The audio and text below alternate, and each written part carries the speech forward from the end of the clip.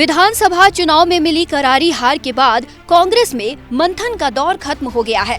अब नजर है तो सीधा लोकसभा के चुनाव पर।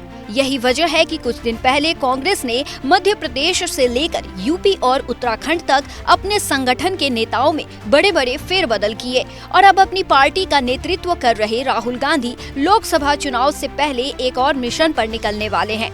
ये मिशन है एक और पद यात्रा का। जी हाँ, सही सुना आपने।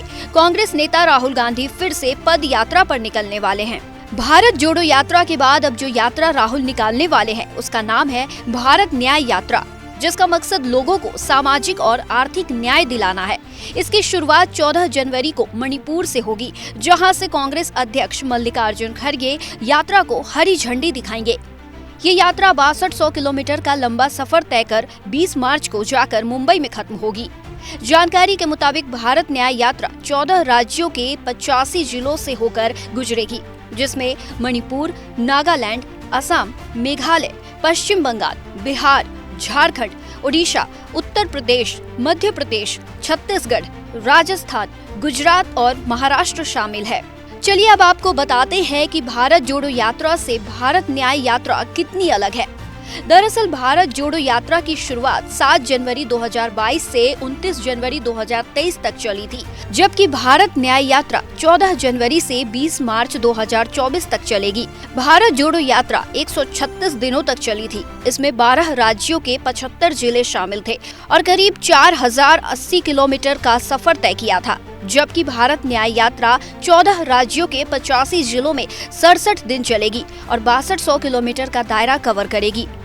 भारत जोड़ो यात्रा की शुरुआत कन्याकुमारी से हुई थी, जो कश्मीर में जाकर खत्म हुई थी।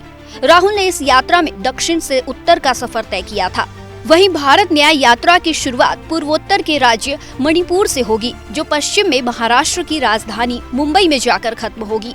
इस तरह राहुल भारत न्याय यात्रा में पूर्व से पश्चिम की ओर सफर करने वाले हैं। बहरहाल अब देखना ये है कि क्या भारत न्याय यात्रा को भारत जोड़ो यात्रा की तरह जनता का बेहिसाब प्यार मिलेगा।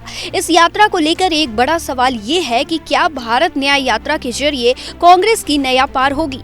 सवाल ये भी है कि लोकसभा चुनाव में इस यात्रा का कितना असर देश की जनता पर पड़ेगा।